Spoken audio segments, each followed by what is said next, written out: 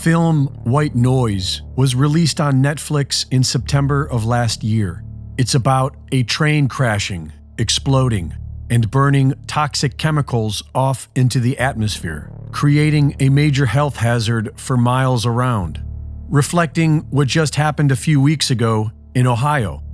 White Noise was even filmed in the same area, just a few miles from Ground Zero in East Palestine. Some people will call this a coincidence, but these days, believing in coincidence can cost you your life. And there is more. Just 3 months before the train wreck, the city of East Palestine began adopting the MyID digital bracelet system into their local emergency services. Being touted as the ultimate ID system, MyID is a digital ID company dealing primarily with digital ID bracelets for the medical industry. Bracelets designed to make it easier for first responders to access your medical profile in the event of an unexpected emergency. And just a week before the crash, they began handing these bracelets out to all the residents of East Palestine. Also, 2 weeks before the crash, the CDC updated their page on vinyl chloride, removing their section on how it affects children and raising the safe exposure threshold. Not only does the Ohio train crash appear to be a deliberate attack, it appears to potentially be a very deadly attack.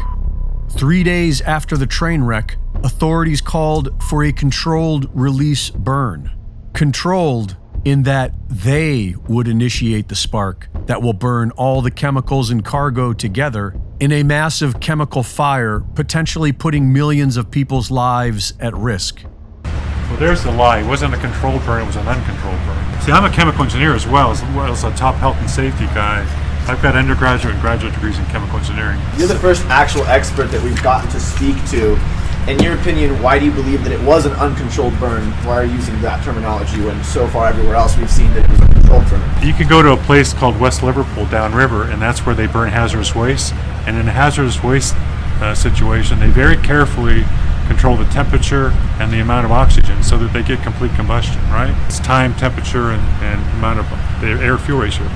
There's no controlling of the amount of air that gets in there. That's why you saw all that soot. So it's not a controlled burn, because a controlled burn would have to be like in a furnace or in your car or some system where you control the fuel, in other words, the vinyl chloride and the amount of oxygen. So they didn't do that. So it's an uncontrolled burn, because if you smell the odor, guess what?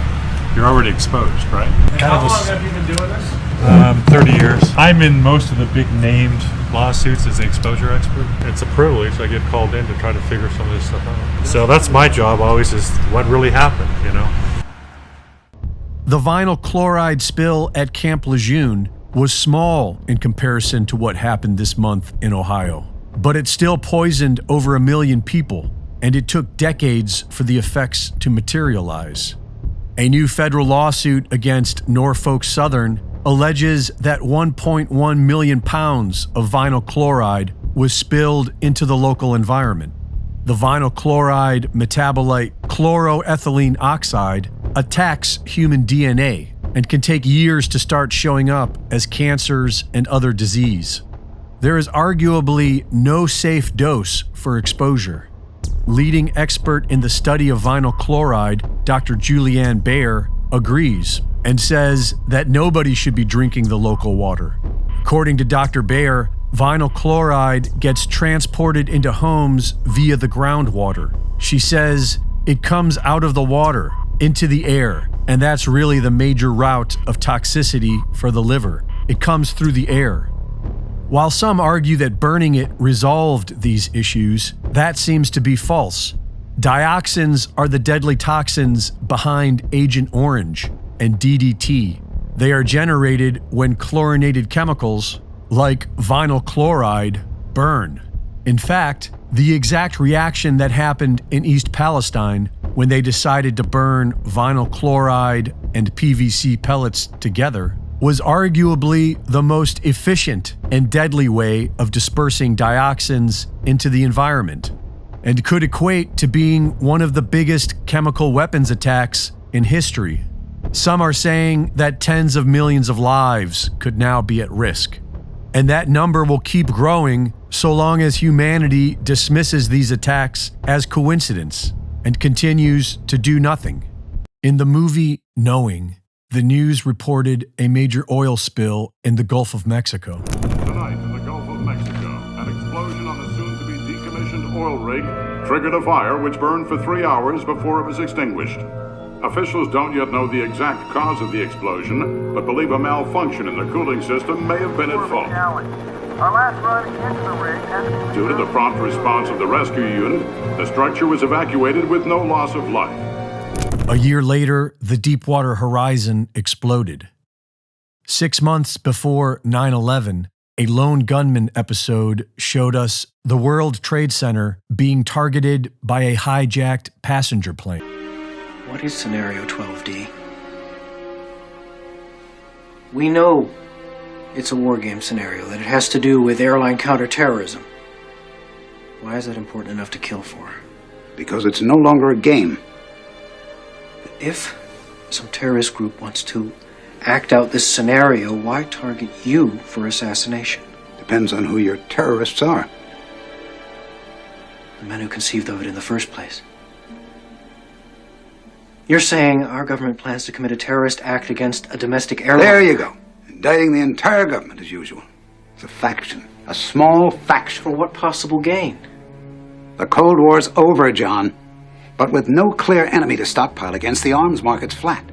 But bring down a fully loaded 727 into the middle of New York City, and you'll find a dozen tin pot dictators all over the world just clamoring to take responsibility and begging to be smart-bombed. I can't believe it. This is about increasing arms sales. Why didn't you tell the world this? Go to the press. You think I'd still be drawing breath 30 minutes after I made that call? The press? Who's going to run this story? I know you and your friends are fighting for the American dream.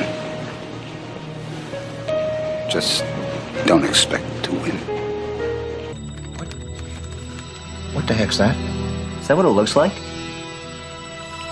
I think it is what it looks like. What does what look like? Modem protocols. Remote access. Somebody on the ground's flying your plane. Bogey, sir. Keep your course.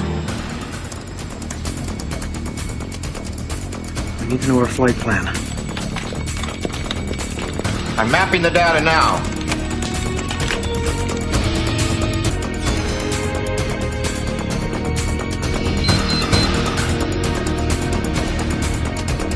Byers, your flight's gonna make an unscheduled stop in exactly 22 minutes. Corner of Liberty and Washington. Lower Manhattan. World Trade Center. I'm going to crash the plane into the World Trade Center.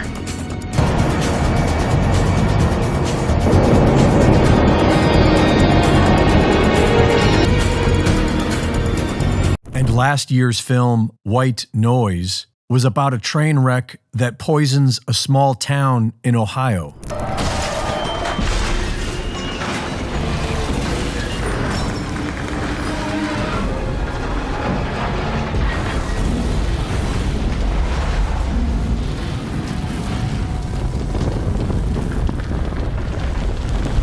This is the very same story now playing out in real life.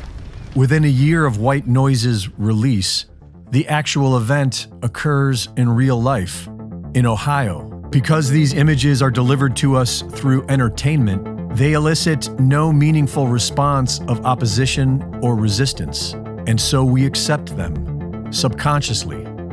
And when the event happens in real life, it is already familiar and acceptable to us, as if that's just the way it is.